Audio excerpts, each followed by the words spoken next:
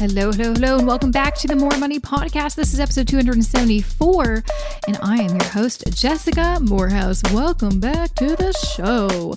So excited for you to hear this episode because I freaking loved recording it. And I hope you're excited because honestly, every time I do an episode on this topic, negotiation, people love it. People love it. And I think it's because we all have a thing or two to either improve upon or learn. And I have a real live expert about negotiation. He is a professor, actually, on the topic of teaching negotiation. He's a management professor at McGill University. He teaches negotiation specifically to his students. He also, if you really want to dive deep into the world of negotiation, he has his own newsletter, which I'll include in the show notes of this episode, or you can find it at reyt.net. So it's REYT.net/newsletter. Again, I'll just put that in the show notes so you can easily find it.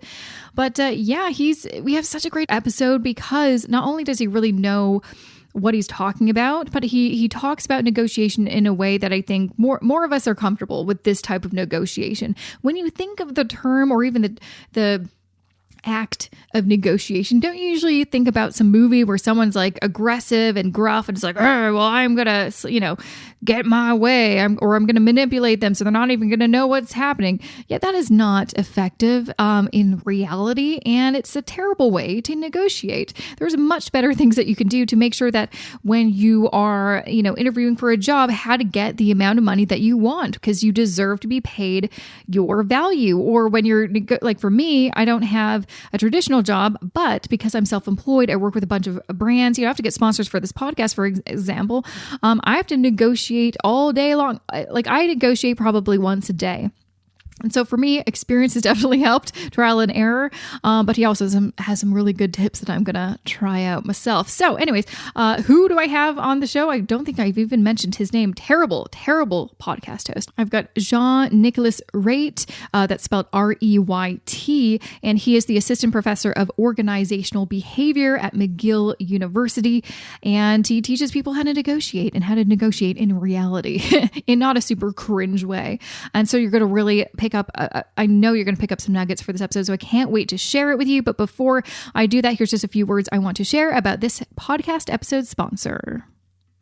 This episode of the More Money Podcast is supported by Aviv. So I don't know about you, but I have definitely gained some pandemic pounds. Luckily, this is a podcast, so you can't tell, but I can. I honestly use the stressfulness of the past year as an excuse to work out less and indulge in my favorite, not so healthy foods. But it's a new year, and I am recommitting to a healthier lifestyle. And you and I both know the best way to lose weight and get fit is to eat better and move more. And one way to introduce more superfoods, plant-based proteins, and whole fruits and veggies into my diet that I'm trying out is Aviv's blender-free smoothies. First introduced to our TV screens on an episode of Dragon's Den in 2019, Aviv was founded in Sherbrooke, Quebec by Dominique Dubé and Claudia Poulet. As busy university students, they were looking for a way to eat better that wouldn't require time-consuming prep or cooking. So they crafted their first generation of Aviv smoothies in their parents' garage, and they clearly caught on because their smoothies can now be found online and in over 2,000 grocery stores across Canada and the US.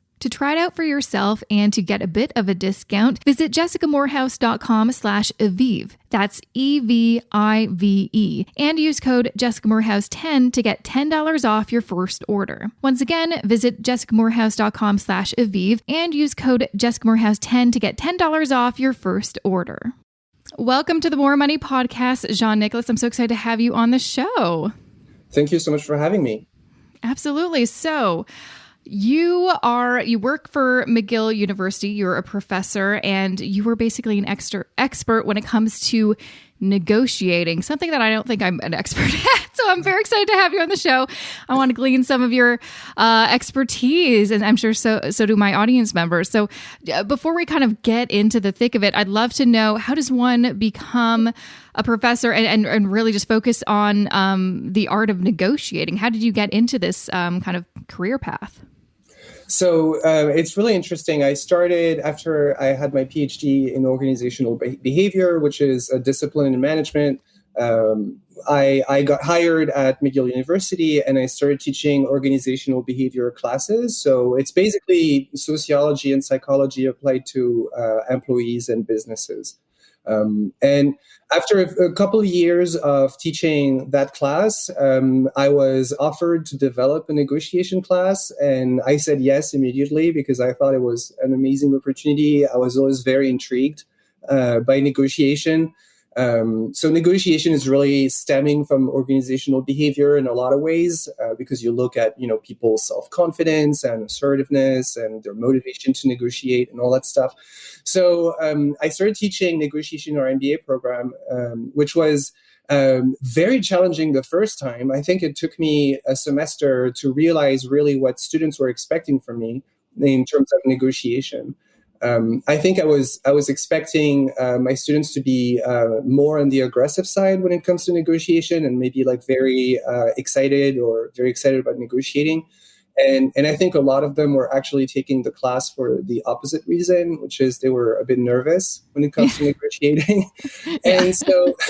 And so it really brought me to the realization that, most of the market out there is focused on people who are comfortable negotiators.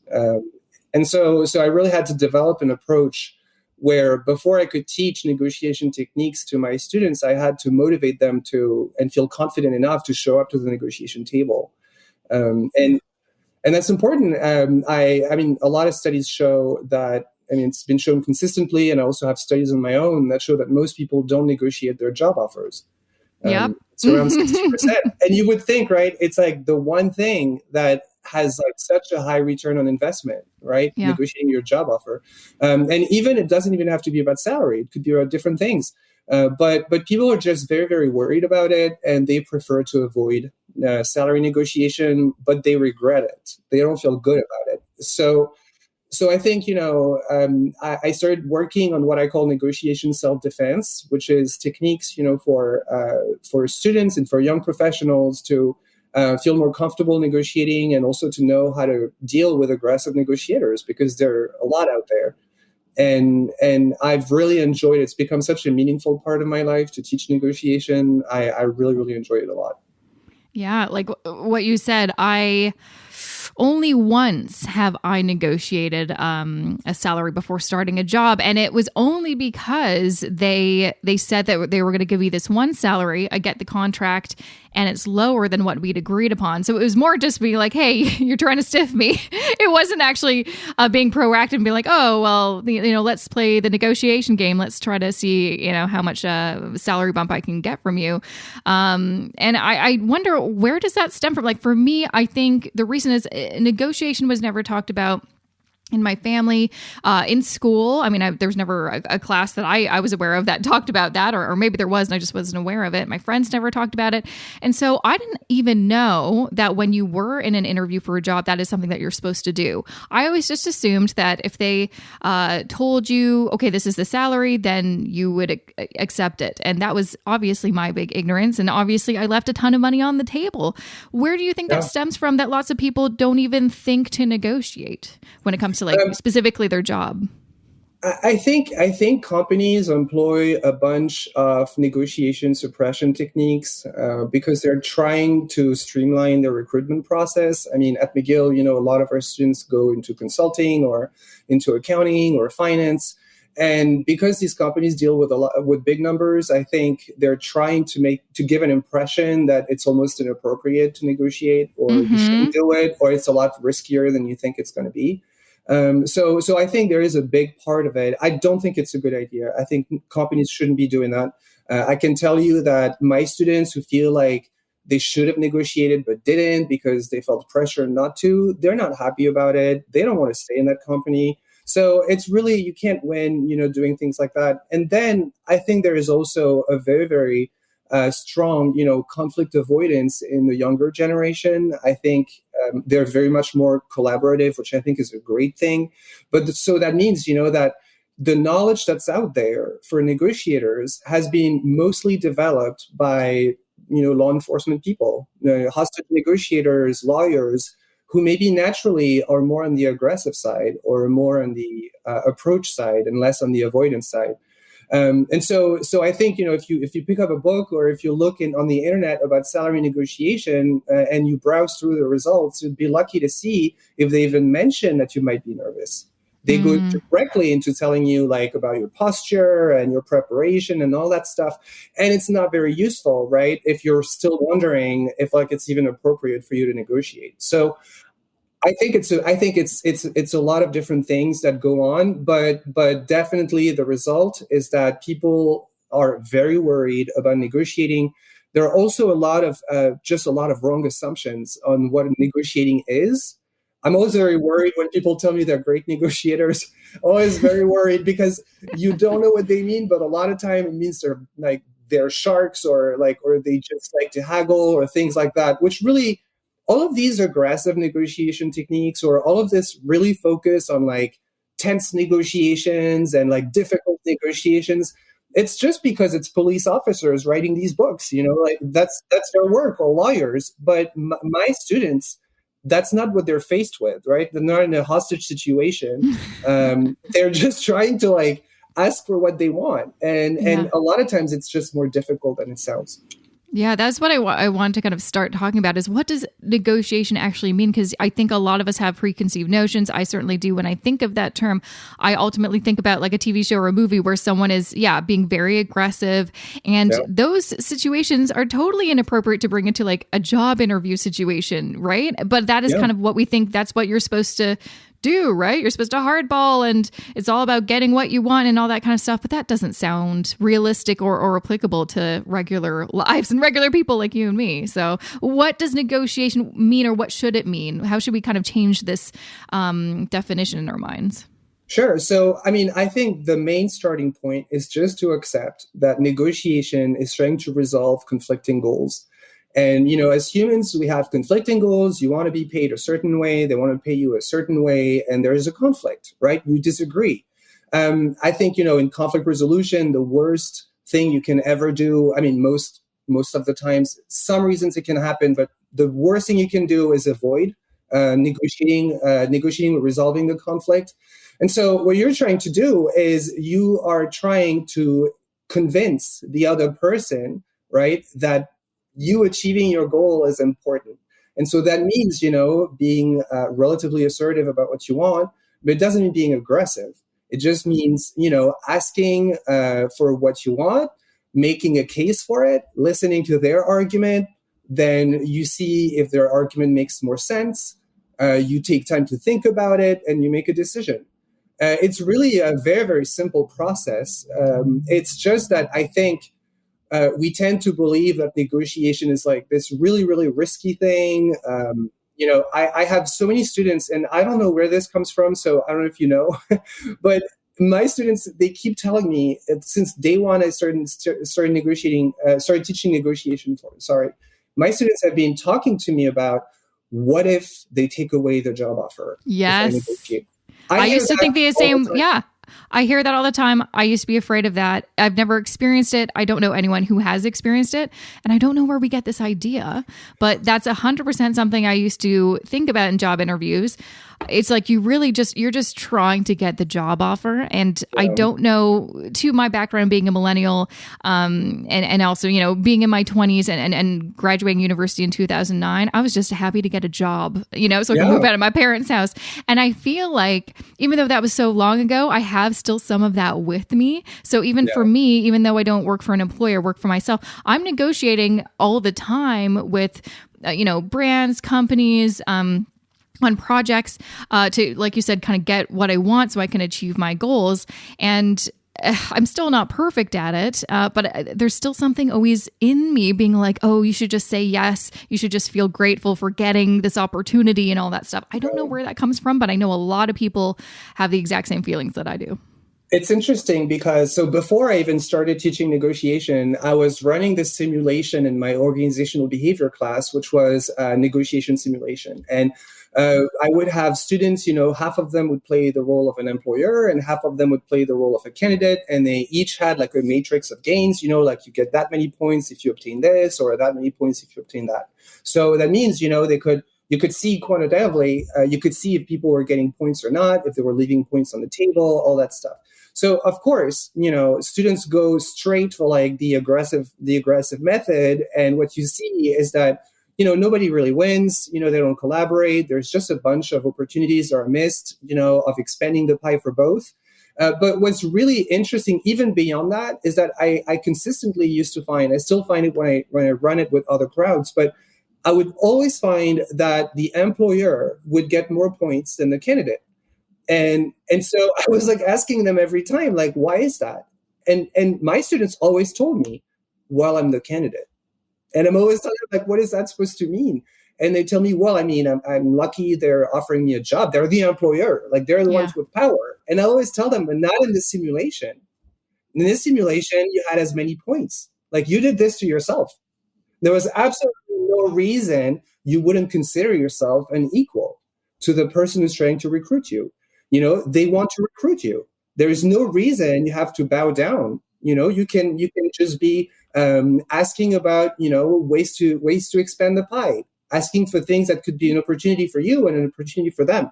And so it's really interesting because this is really what got me interested in negotiation, because I was seeing how people were using all of these self-defeating strategies, either being way too aggressive, which is not working. It doesn't work. People don't want to negotiate with someone who makes them feel bad about themselves. People don't want to do that. And the thing is, most negotiations are repeat negotiations. So people are not going to negotiate with you twice. That's the issue. You burned a bridge. Yeah. Yeah. Well, yeah, that's the other thing too. I think a lot of people think when you're in that situation, well, it's like, I've got everything to lose in that employer or, that potential opportunity. They have nothing to lose. But of course they do, because they're considering, if you're at that stage where you're talking about salary, they want you, they want to hire you. And same if you're, a freelancer working with clients, it's the same thing. It's I think people are just, again, terrified of if I, negotiator ask for a little bit more, they'll immediately say no. And not only will they say no to my request for more money, they'll rescind their offer, which I doubt happens often, especially if you're not coming at the negotiation, like you said, in an aggressive manner. If you're not doing it super aggressive, I don't think you'll offend them by asking. There's no, harm in asking, but I think we do think there's harm in asking. I mean, especially you have to remember you're facing like professional negotiators. That's true. All they do. That's all they do. They negotiate with people. So the only, you just have to realize that their strategy is just to prevent you from negotiating. They're not trying to do this to be mean or anything. They're just trying to simplify their process. And so if they could avoid, negotiating or giving more to you, then they would prefer to do that. And a lot of them also have this wrong assumption about what negotiation is. I was hearing so many times about offers being rescinded, like what if the offer is rescinded, but nobody ever had a story. It was always this fear, like this thing and this urban legend, I don't know. And I was like, so I ran a study, right, where I hired 200 Canadian and American working adults. And I was asking them, like, did you negotiate your last offer? So 60% say no, right? Then I tell them, do you regret your decision? And so, of course, people who negotiate don't regret it, but people who didn't, they regret it. So I just want to connect back to what you were saying earlier, which is I just want a job. And I agree with that. The problem is in our minds, that goes away the second we get the job. Yes. And then we start thinking about the salary and all that kind of stuff. And so 100%. You really have to pay attention to what your mind is telling you. And also, people don't even think about negotiating their salary up until the minute it arrives, because before that, all they're trying to do is secure the job. They're not even thinking about negotiating. Whereas the negotiation starts really early. Like you're supposed to already have prepared everything before even the interview. So then I was asking them, did you ever negotiate a job wherever and had it rescinded, because you negotiated? Zero. Not a person said that. When that kind of stuff happens, like I know there was a story like that in my field where this happened, where a PhD student got an offer rescinded. There was a press article about it. Oh, wow. They wrote a press article. So it's not that frequent, Yeah. Yeah. And also what you might think about is if that employer is going to rescind that offer, do you even want them? Maybe this is a good red flag. Maybe you don't want to work with somebody who would do something like that. I think I think what happened in the very, very rare situations that I've seen an offer be rescinded, it's because the candidate tried really, really hard to please, the person, and then tries to negotiate very hard, and that changes kind of like the job description. So in the situation I was talking about, the PhD student was applying to a teaching position, was trying to turn it into a research position through negotiation. And so I think, even though rescinding the offer was probably not a good thing to do, it was just not a relationship that was supposed to work. They just were looking for different things.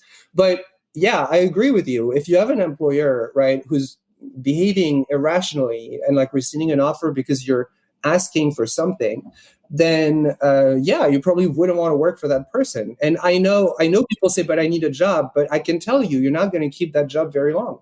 You're going to want to leave, because if that's how they treat you when you still have leverage, right? How are they going to treat you when you have no leverage? Yes. Right? You can't win at that game. Mm-hmm. So I want to kind of talk about some of the practical things you can do, because I think a lot of people just don't even know where to start in terms of being a non-aggressive negotiator. What does that actually mean? What does that actually look like? So that means that everything you do is motivated by rational arguments. And so that means that if you want to be a non-aggressive negotiator, that starts early.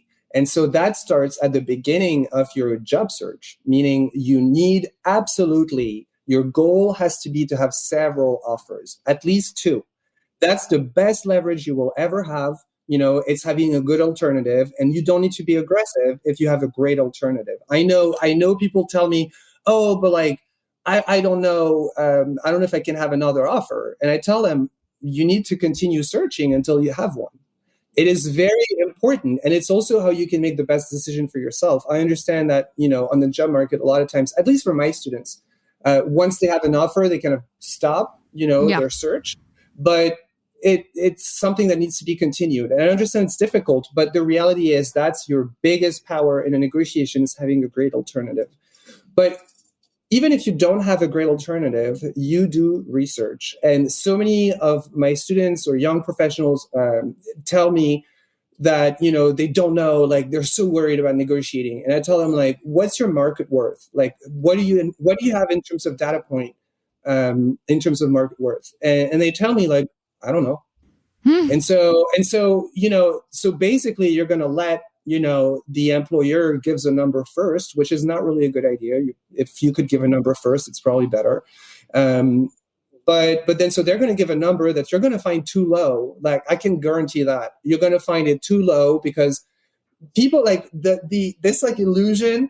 I hear so many people say that, and I have to say, so I don't like to talk too much about gender, but I do see a lot of very, very smart young women do that and have this argument. And I think it's something that they need to stop doing.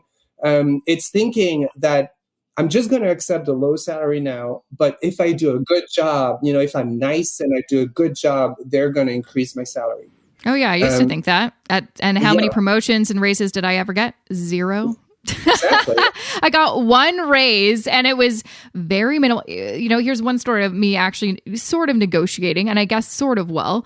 But the first ever job I got out of university, it was at a newspaper. I worked there for a year and a half at an incredibly low salary, because again, I didn't even negotiate. I just, okay, sure. I'll take whatever you can get. It was so low that it really, I needed to have a second job to afford my bills. So that's clearly red flag number 1. And number 2, then, I had the same idea. I thought, and I don't know where I learned this, you put your head down, you work, you spend some maybe extra hours at work, you put in your time, and your good work will be appreciated and then rewarded by a salary increase or a promotion or something like that. Nothing happened. So after a year and a half, I got frustrated, as most people would, and then talked to the director and asked, I look at all the things I've done. I've really, improved this role so much, yada, yada, yada. And I asked for a salary increase of $5,000, which at the time was life-changing for me, would not have even been a big deal for this company, right? And I did get a salary increase, but lower than what I asked for. So I still didn't really negotiate right. Like, I got sort of what I wanted, but not quite. And So that always kind of put that for me, because I didn't quite get what I wanted, I still wasn't happy. And so, I immediately started looking for other jobs. But yeah, to your point, when you say, So they lost you. Yeah, they did. They absolutely did. So they lost you. So they had someone who was willing to work and who was willing to bring her talent and her intelligence and her time, to an organization, and even to do it in the beginning for like close to free, so that, she would just get the learning. And then when things are running, she could get paid, and then they lost her. That's exactly what happened. Yeah. Yeah. But yeah, no, I do feel like I hate saying this as well, but I do, there's a lot of statistics, and I talk to a lot of women, and this is, a lot of women don't negotiate, or they just accept whatever. And I don't know, again, where this stems from, because I've seen so many studies that show, comparing men to women in interviews, the difference, and men will always get more money, usually because they do negotiate and women don't. This is something that this is why I like having people like you on the show, so we can bring this, to the forefront, so you can be aware. Because I think for me, I wasn't even aware I was doing it, and that was a big deal. And for us to change our behaviors, and so it isn't such a big divide between the genders. And it's like, no, everyone should know how to do this. And negotiation avoidance is a silent affliction, because I can already predict that you didn't tell a lot of people that you didn't get what you asked for, or that kind of stuff, right? Like this is not like, you're not advertising it, meaning like, of course, we don't want to show ourselves in a negative light. And so we kind of consider like a negotiation failure, or is something we didn't get what we want. We consider it as a dirty little secret we're not going to share with anyone. And the reason, so because we don't share it with anyone, there's like no books, there's like no knowledge. Like if you look, so I'm a management professor, and if you look at my colleagues who are writing books, I see, for example, people who are, if you're in the field of creativity, you're competing with like hundreds of books every year. Like it's unbelievable the number of like researchers and coaches and business professionals who write books about creativity. If you look at negotiation, I mean, we basically have maybe 2 a year or 3 a year, if we're lucky. And it's the same people, right, who are operating, who now are in their like 60s or 70s, and who are operating, they're not negotiating at the same levels. They're not negotiating entry-level positions. They're not negotiating, like things that are not high stress, or that are not like a lot of tension. And so I think, young women in particular, in my class, I would say I have around 80% women. And it's because it is a real issue for a lot of young women, right, who are equally smart, equally motivated. But I think there is like a difference in education, where a lot of my students, a lot of my female students, want to be nice, and they want to be liked. And to them, being nice and being liked goes above, being almost respected. Well, I think part of that comes to our upbringing. I mean, a lot of us, women, like I'm, adult women now, when we were younger, we were taught to not be rude. Never, like, for instance, like me talking about money for a living is almost kind of crazy, because back in the day it was like, don't ever talk about money. That's very inappropriate. So we were taught all these things that we unfortunately have to spend time now to unlearn, about being like, you're supposed to be quiet, you're supposed to be polite, you're supposed to be nice, all these things that are actually negatively affecting our careers and our past, because, men were not taught the same things, were they? And that could be why they are maybe more, negotiating more, or just like more open to that, or were more, got the information about how to do that earlier than some of us. I don't know. Yeah, no, I completely agree. And so I do see, like, I have some, but, I have a few women who take my class who are very, very aggressive, right? So they're fighting kind of like the other side of the spectrum, but it's rare. It's a lot more rare than young, bright women who, and it's true, right? If you're a yes person, which is basically a young person, how can you not be a yes person? Like all of your success in your upbringing was conforming to what more powerful people were telling you to do. And companies are using that a lot, because they're the ones in control, with the recruitment process. So they're the ones who are in power. And it's very, very distressing for a young person, man or woman, but for a young person to have to break the process and say, wait a second, can we negotiate? Yeah. It's very difficult. And so that's why, I've been like working on this newsletter, Master Negotiators, where I'm writing about every week, about how to approach negotiation, how to reframe negotiation in a non-aggressive manner. And I agree with you. A huge part of what I do when I teach negotiation or when I write about it is reframe what negotiation means. Because the way you mentally think of something is going to predict your decisions and how you behave. And so I think if we can show that negotiation is can be non-aggressive, if you can teach people how to de-escalate, how to keep their cool, how to not be too emotional during a negotiation. And you can be nervous, by the way, during a negotiation. So many people think that they have to look like so charismatic. It's not true. You can show that it makes you a bit nervous and you're negotiating your job offer. But we have like this, we think negotiation is this sort of like art, that is like so difficult to master. It's not. It's just, look, if you can ask for what you want and you can justify why you want it, and if you learn how to say no, I mean, what's going to stop you? There's nothing that's going to stop you. You asked for what you wanted, you made a case for it, you listen to their argument, you're seeing if you can expand the pie, and then they're giving you a counter offer. You don't have to say yes now. So you can just take time to think, or you can say no right now, and you're good. Nothing to be scared of. But it's not the way we see it. We see it as something like, so many of my students, they tell me, I don't want to damage the relationship with my company. Yeah. Mm-hmm. But you're going to improve the relationship with your company if they see you as somebody who's not a doormat. It's so important. I see, I always tell my students, if you want to be treated like an equal, you have to behave like an equal. If you don't even speak up, the other person doesn't even know that there is something going on. And so how can you blame them for not addressing it if you're not even bringing it up? They can't read your mind. You have to bring it up. And so I think, all of that is vastly ignored, in a lot of negotiation training, and focuses more on knowledge like how to use people's emotions against them, how to get a bigger slice, all that stuff. And my students don't really care about that. A lot of them, they just want to have a fair deal. And they certainly don't want the other part to feel like it was an unfair deal. Yeah, absolutely. And I guess also the important factor is starting that kind of mentality or those negotiations early. Because I think one problem that I personally had is realized I didn't negotiate and was upset, then wanted, I want a promotion or a raise or something. And then it feels like too much time has gone on. It'll be so awkward to bring it up. Like 2 years, I've been at this job for 2 years. How do I say, hey, so I know I never negotiated in the past and I was just like a good little worker. Now I would like to negotiate. It's so much more difficult to bring it up after a few years. It would be so much easier if it was kind of like a consistent thing or just something that, oh yeah, we did this once before or a couple of times before. So this is kind of a natural thing. Yeah. And also the problem is that you're negotiating, but you have no leverage. Yeah. You gave it away. You gave it away when you accepted the contract. And so now, basically, if you want to get out of the status quo, you have to either make an excellent case for yourself, but you have to demonstrate you're willing to leave.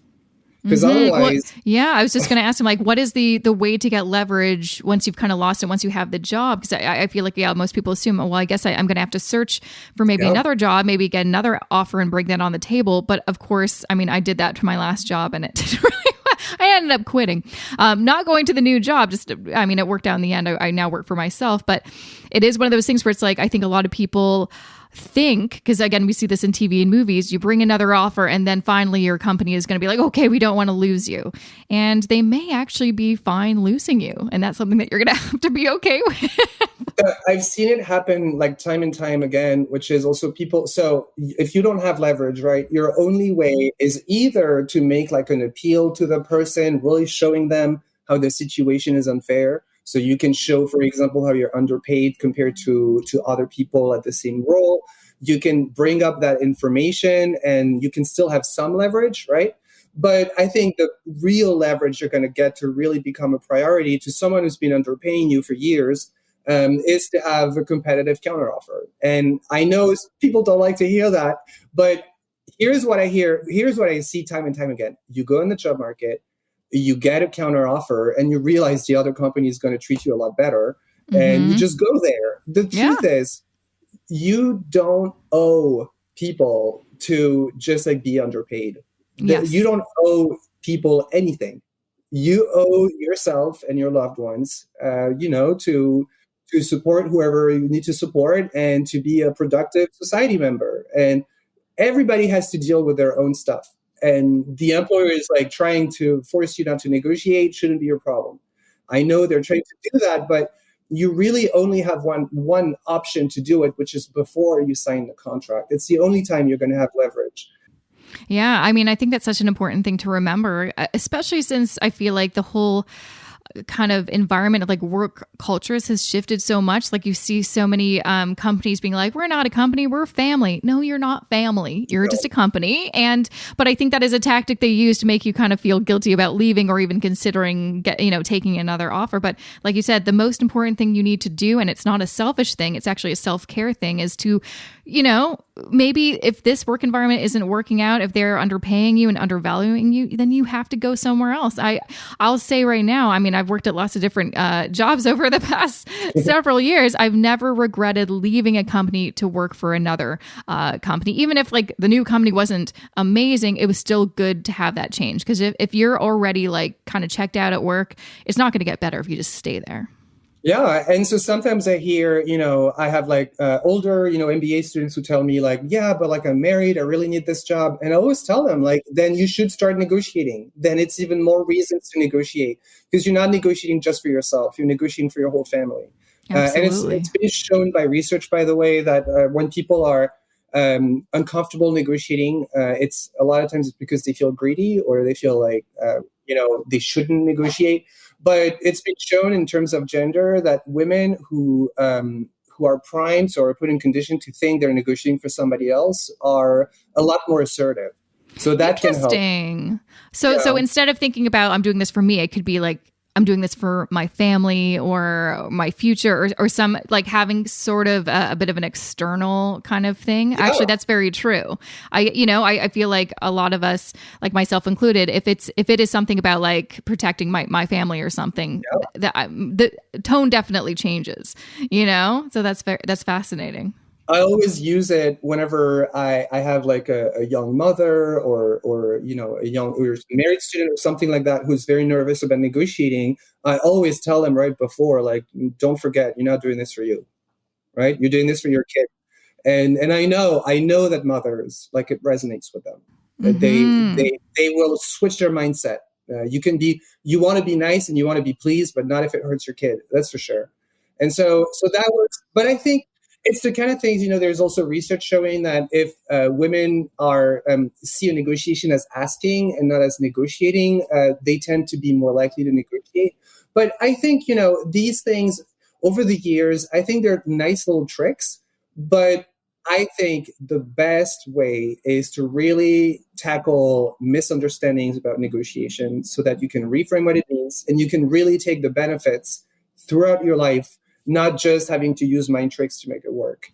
And I think it's important for people and for young women in particular to realize, everything they're bringing to the table. They're not like the person who's hiring you is not like helping you. They're not right. They're not. And I think sometimes we go into it thinking they are, because again, they're very good at their jobs. They, like you said, they negotiate all the time. And when I've been in those situations, they're the nicest people. Of course. And they always tell you like there's so many candidates and look how lucky you are. Mm-hmm. And I'm sorry, we have a budget. We can't deviate from the budget. And like they have all of these techniques, right, that they can use. And I think, it's so easy if you're already very nervous about it. It's so easy to just give up, right? Because they use these like postures, like how are you going to answer to someone who tells you we have a fixed budget. right? Which is never true, by the way. I don't see why it would be the case, but No, it's never true. They have a budget, but it's always flexible. 100%. Yeah, I mean, like when what I'm in a university, and so we're very, very fixed in terms of like we're very inert. It takes us a long time to do things, and we negotiate everything. So I really don't see any. But what I mean is, of course, the person who's a recruiter, they have developed techniques, kind of subconsciously that they know makes their work easier. So if they can make you feel like you're just one of many and that your talent is not that exceptional, then they know that you're not going to negotiate. The problem is, to them as a recruiter, problem solved, right? But then the manager has to deal with someone who feels like they got screwed over. Yeah. Yeah. And as someone who's, I mean, I'll say every job that I didn't negotiate, I always regretted it. Like you kind of said those stats earlier. I'm like, yeah, that was 100% me. But even any project when I, became self-employed that I didn't negotiate, really enough, I always had like the worst time working on whatever project is. Whenever I get paid something that I do believe is my true value and I do negotiate and I'm happy, I have a great time. I do better work. So that's another kind of thing to think about it. You'll be happier and you'll produce better work. Everyone will have a better time if you do feel valued and get paid your worth, really. Yeah, and your self-worth shouldn't be tied up to some recruiter, what they're telling you, right? Yeah, they don't know you. No, they don't know you, and also they're biased. They have a horse in this race. Like they're not objective. They're people who are trying to get you to accept, like, they have budgets and they have numbers, and that's what they're trying to meet. That's basically what's going on. And so they're using any technique they can. And I'm not vilifying them at all. I completely understand the system. I'm just saying, your self-worth should be high enough that you can stand for yourself and you can stand your ground. And you shouldn't be deviated from that just by someone making it seem like you shouldn't be having such a self-worth. And it's something that I see. So this is why, like, even though I like the techniques, about thinking about, a spouse or thinking about asking, I do find, because I'm lucky enough to work with students for 14 weeks, I do find that I prefer to tackle the underlying issue, meaning why is it that you will only stand your ground if it's for somebody else? Or why is it that you can't accept to negotiate or to, and I prefer to really question this, because if you really look at it, straight in the eyes, then you realize that you don't really have any basis to work this way, or it's not really a functional behavior, it's a dysfunctional behavior. So I don't really want a quick fix, right? That's not going to address the underlying issue. I really prefer for people to understand how negotiation can be non-aggressive, how they do deserve to be treated fairly by employers. And if you believe that, then there's no issue. You will be able to ask, because you will be able to say, hey, so I was looking at the offer and this is lower, than I've been paid in my previous job, right? I have students who accept being paid less. I mean, it's insane. And then they come to me and they tell me, what can I do? And I tell them, you can't do anything. Yeah, you accepted the job. Yeah. And they're like, oh, but I didn't sign the contract. And I tell them, like, and so what? What are you going to do? What are you going to do? You're going to contact them again, look untrustworthy, look unstable. You change your mind, right? I tell them, look, if you don't have any other option, like, this is over. You said yes. Unfortunately, the only thing they're going to be able to do is to, like, 2 years, down the line, try to negotiate with their employer, who already thinks they're not standing their grounds. So they already have no reason to, like, increase your salary or anything, because they see you as somebody who's not going to ask for it. So why would they allocate resources to you? They're going to allocate resources to people who are, showing up and showing that there is an issue. That's the people, because you want to solve your issues. You don't want to start solving non-issues. And so this is, what's going on. I think this is why I'm really not sure why there is such a misunderstanding about negotiation. I'm not sure why it's not something that's taught to everyone. I do believe this should be like a mandatory course in, like, high school or university or something. Absolutely. I mean, I look biased, right? Because that's what I teach. And so but I do believe, I strongly believe, it's funny because when I was teaching organizational behavior, I never had a single student tell me I changed their lives. It never happened, like, they would just tell me I made it less boring or entertaining or whatever. Like, it was just like the best I could hope for is to students say, oh, he's quite funny, right? Or something like that. But negotiation, I mean, I have students who negotiated an increase in $15,000 a year. Wow. This is changing the arc for a young graduate. Like, yeah. This is changing the arc. Then they tell me, like, I'm so happy. And I'm like, but of course you're happy. Like you were nervous about it. You prepared. You asked for what you wanted. You made a case. They said yes, and now you got it. I mean, it's amazing. Like, why don't you be proud? So, of course, then, this is when I start seeing in reviews like, oh, he changed my life. But they changed their lives themselves. They really, all of that, all I'm doing is I'm just giving techniques so that you feel that you can go for it. And I think it's so meaningful. It's so meaningful.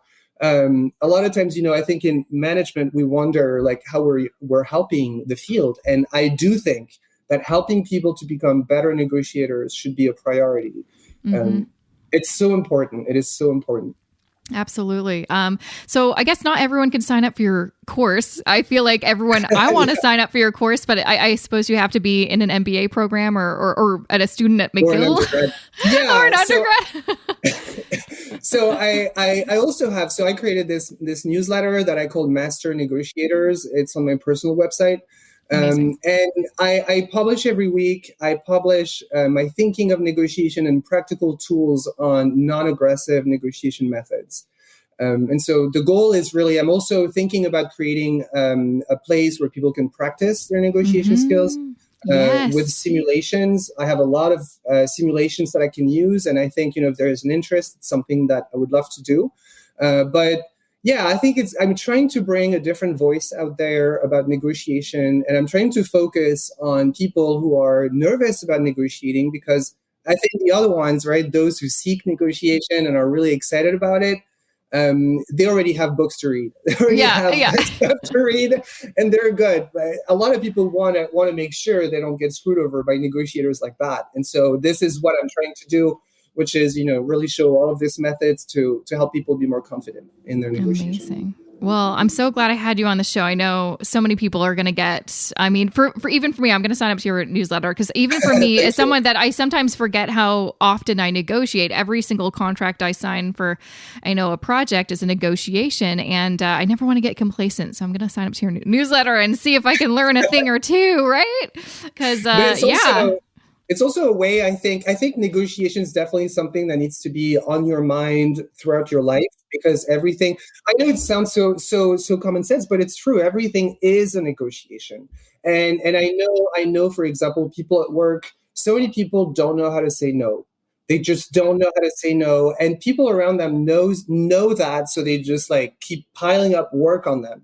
If you don't know how to say no, it's something you need to solve. You need to figure it out. You need to read about, non-aggressive negotiation so that you can say no. It's so important.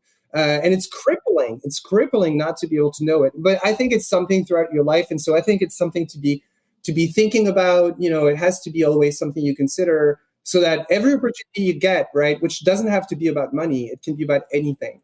You can just try to see if there is ways to expand the pie for both and try to be beneficial for both. And everybody loves that, right? It's a constructive thing to do. And so there's no reason not to do it. Absolutely. So before I let you go, you mentioned your newsletter. How can people find you? What's your website? And are you on social media? Can people follow you? Sure. So my newsletter is on my website. You can go on reyt.net. And so that's my personal website. And then you click on newsletter, and this is where you can sign up. And you can definitely add me on LinkedIn. I'm mostly active on LinkedIn using just my full name. You can follow me or connect with me. And so this is where I post also every couple of days. I post negotiation tips and strategies and my thinking on negotiation. Amazing. Well, thank you so much for joining me on the show, taking the time to share all of your wisdom. It was a pleasure having you on the show. Thank you so much for having me. Thank you. And that was episode 274 with Jean-Nicolas Reyt. Again, he is a assistant professor of organizational behavior at McGill University. You can find more information about him at his website, reyt.net. So that's REYT.net. You can also find him on Twitter and Instagram. His handle is JNREYT. Again, I'm going to include all of this great, helpful information, including his newsletter that he mentioned in the show about master negotiating. in the podcast episode show notes. Just go to jessicamorehouse.com/274 to find those show notes. You can find show notes for any episode I've done in the past if you just go to either jessicamorehouse.com/the number of that episode, or just go to jessicamorehouse.com/podcast. All the episode show notes for every episode ever is right on my website. Don't go away. Have some very importante things to share with you. So please stick around. Here's just a few words I want to share about this podcast episode sponsor. This episode of the More Money Podcast is supported by Aviv.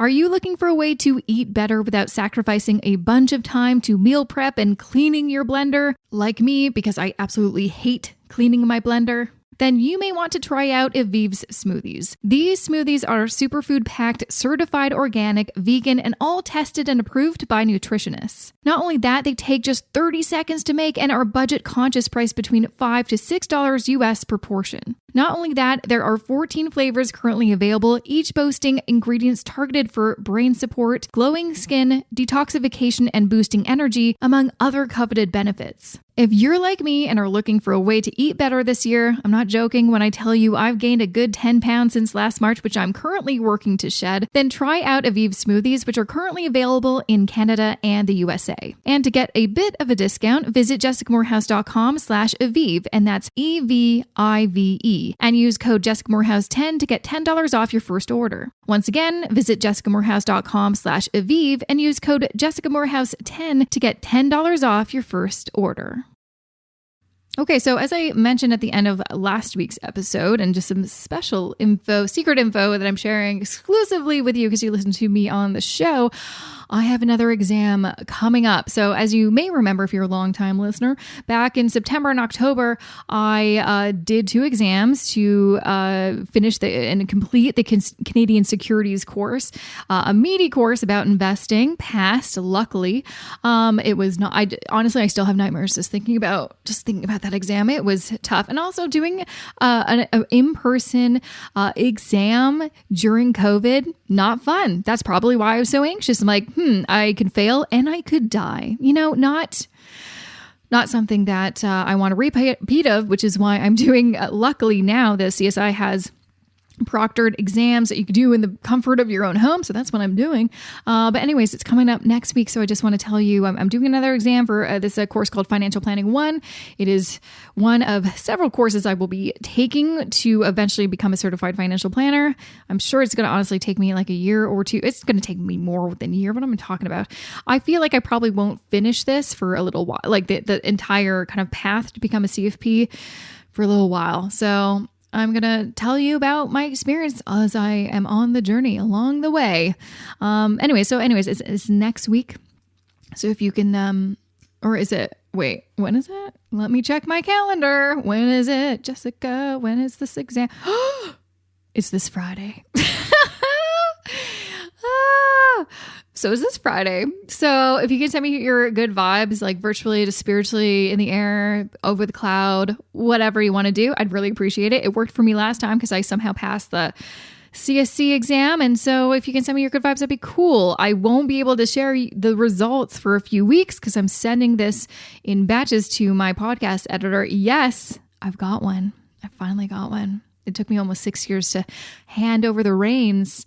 Because I don't know why I didn't let someone else do this for the longest time. Because this is so much better than me doing it myself. I don't know why I was just editing forever, like over 270-ish episodes by myself. What am I doing? What am I doing with my life? So anyways, because I'm doing that, I won't be able to share for a few more episodes, like 2 more episodes after this, but then I'll share the news and hopefully some more exciting things to share with you because I've just been very focused on studying and also putting new, exciting, cool lessons and modules and video tutorials and resources and worksheets in my Wealth Building Blueprint for Canadians course. So if you want to learn more about how to invest passively as a Canadian, how to either, how to build your own investment plan, how to understand what the hell that means, to understand all the jargon, to better understand how the stock market works, how to use a robo-advisor or to be a self-directed investor, build your own ETF portfolio and rebalance it. If you want to learn all that, because I know I've talked about it for years on this podcast, well, guess what? I finally have a course for you. And you can find more information in the show notes. Again, jessicamorehouse.com/274.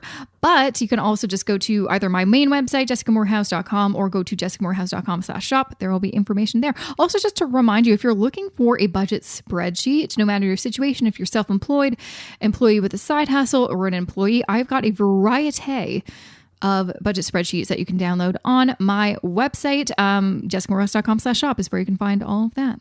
So yeah, so that's it. I should probably get back to studying because the clock is ticking. The clock is ticking. So thank you so much for listening. I will be back next week for a fresh new episode of the More Money Podcast. Have a good rest of your week. I will see you then.